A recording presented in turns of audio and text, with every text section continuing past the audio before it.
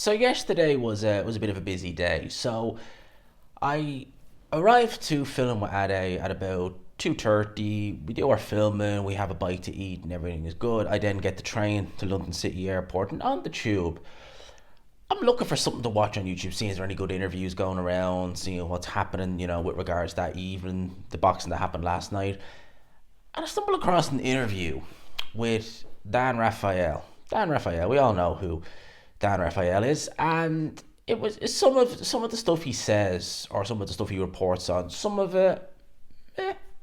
it he can be good. He can be a bit like Coppinger. It can be a bit hit and a miss sometimes. But he was interviewed, and the reason why I was interested to listen to it was the title of it: 500,000 for every pound Chris Eubank Jr. is overweight in this Conor Ben fight. Not in terms of him missing weight, as in missing 160, over the rehydration weight. Now, I would assume, and I say £500,000, $500,000. So in pounds, that's a bit under it. It's still a lot of money. I would assume that this implies, or this goes to both fighters, this reported fine. That if it is the case that it's a $500,000 for every pound you miss the rehydration clause by, I would assume that goes to both fighters. I would find it very harsh if it's just on Chris Eubank Jr., because at the end of the day, you would imagine the rehydration clause is in place for Conor Ben as well. We look at Chris Eubank Jr. as maybe someone who could potentially be the culprit of missing the rehydration clause, because he's been at 160, with the exception of 2017 to 2019, early 2019. He's been at 160 his whole career, right? He had those couple of fights at 168, but for the most part, he's been a 160 pound fighter. Conor Ben, early in his career, very early in his career, many of us were saying that actually Conor Ben really shouldn't be fighting at welterweight. He should be really looking to go down to 140 pounds. Wasn't a big welterweight. Has grown into the weight over the years. Now it's kind of like, well, will he ever fight at welterweight again? Because it's been about 3 years since he's actually made 147 pounds. His last two fights have been up at 154, and they was going to 160. So you would say, although I think was it Eddie or Nigel, one of them said that Conor walks around, well over 170 pounds. You would still imagine that the rehydration clause is not really going to affect him the same way it would a Chris Eubank Jr., someone who's made the weight for so long. It's getting up there in age. Like, he's in his mid-30s now. So, I mean, I'm sure it's going to be harder to get that weight off. And you took a rehydration clause of, we'll say, about 10 pounds on top of that. And that's going to be pretty difficult, Chris Eubank Jr., we seen him up to I say the first fight date, which was October of 22. He didn't look good. I want to say he didn't look good. He didn't look good in the sense of he looked very drained that fight week. And obviously, you're taking into consideration, I think that was a catch weight at a lower weight, sub 160, so he couldn't even do the full 160. A lot of fighters try and hit bang on the 160, or if it's 147, just to keep whatever water they can in them. A lot of them try and do that. It's amazing how they're actually able to hit it bang on, but yeah. So you'd imagine it's going to hinder Chris Eubank Jr. more than it would Conor Ben. And the rehydration clause in of itself, before I talk about the fines and stuff like that, I don't like rehydration clause in general. Like, in general in boxing, I don't particularly like them. I think that if you've made the weight, then just leave it. I mean, I don't necessarily like the fighters cutting weight and damaging themselves. You hear stories. I mean, was it Yalabek and Liam Clooney had trouble making weight for one of his respective fights and he got hospitalised or something like that. But you've heard stories about that before, of that happening. The fighters trying to make weight, dehydrating themselves to something insane, and then suffering the consequences after it, and then you chuck a rehydration clause in on top of that. It just, for me, it's like, now they're already drained enough. Just let them rehydrate. I don't like them in general. I don't like them for world title fights. They're not really there. They are with the IBF, I believe, is 12 pounds. And I think that's why you don't see a lot of fighters really looking to go down that road. Or if they do, they're looking to unify straight away, because it eliminates that, like Boots Ennis.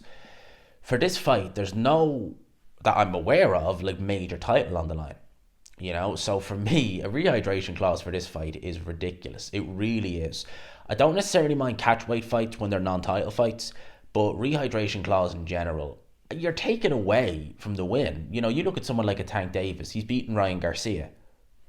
No one cares. Not that no one cares, but we look at that and we're like, well, yeah, a horribly depleted Ryan. I mean, you literally had to drain him dry to get that win.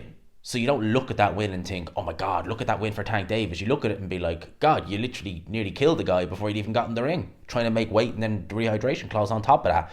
So it does take away from the fighter. It absolutely does, because you know it's there to impact one fighter more than the other. And it's like that in this fight. And furthermore, in this respect, the fight, why it's there in the first place is beyond me. For one, as I said, there's no major title on the line. And second of all, this is almost like a punishment to Chris Eubank Jr. for reasons I do not know.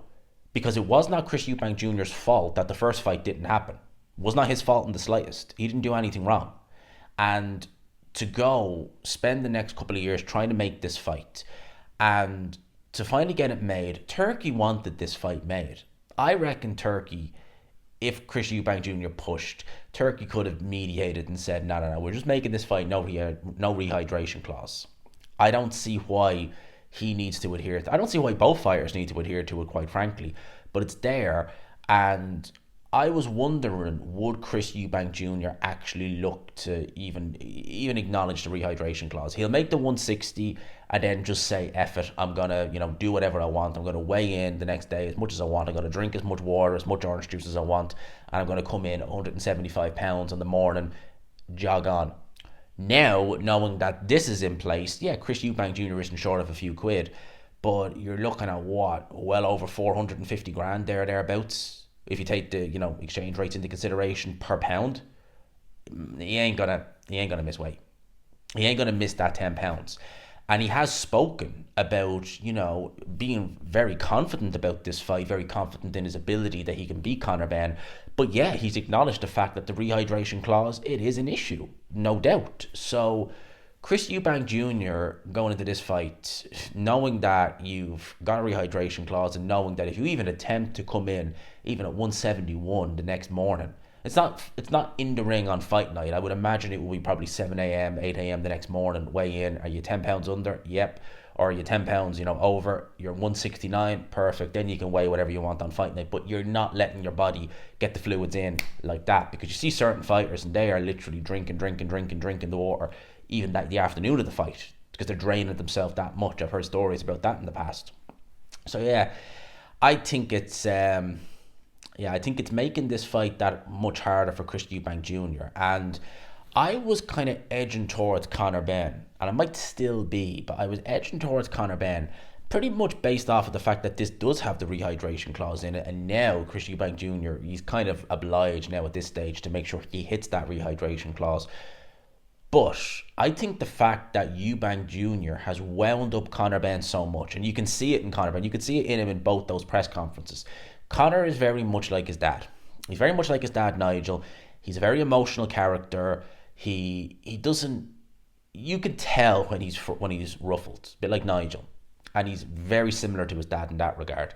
And Chris Eubank Senior, or Chris Eubank Junior, bit like his dad, he knows how to ruffle feathers. He knows how to ruffle Conor Benn's feathers. Chris Eubank Senior, he definitely knew how to ruffle Nigel Benn's feathers. I mean, just those are legendary. Some of those, face-offs that they had, and I think it was ITV had them in the studio, and you've Nigel Benn just saying, yeah, I actually do hate him. You like father, like son in both regards. And I think that Chris Eubank Jr. hitting him with the egg, mentioning Nigel, if you touch me again, this, that, and the other, that's going to make him fight very reckless. He's going to burn up so much energy before he's even in the ring that it's going to actually probably even it out a little bit. So I'm more intrigued now than I probably ever was for this respective fight, seriously. So yeah, those are my thoughts. Let me know yours in the comments section below on this reported rehydration clause. $500,000 for every pound. Realistically, Chris Eubank Jr. is overweight. Good, bad, indifferent. Are you like me thinking, listen, it's not Eubank Jr.'s fault that it's taken this long to make this fight? He shouldn't be having to bend over backwards. He really shouldn't. He didn't do anything wrong first time around. If it was a case of, Daniel Dubois pulling out of a fight like against Joseph Parker and then somehow making the fight again, Joseph Parker saying, well, look, I want, an extra 100 grand to fight you or something like that, well, you could kind of turn around and go, well, it wasn't your fault you pulled out, fair enough. You're hardly going to turn around and be like, well, Daniel Dubois pulled out sick, but Joe Parker, because he pulled out sick, you now have to do X, Y, and you have to wear the gloves Daddy did. But it just doesn't make sense. It's like, why should he be punished for something that he didn't do wrong? I think that's very unfair. Very unfair. Let me know your thoughts in the comments section below. Until next time, people, I'll leave it there. I hope you enjoyed it. Smash the like button, all that good stuff.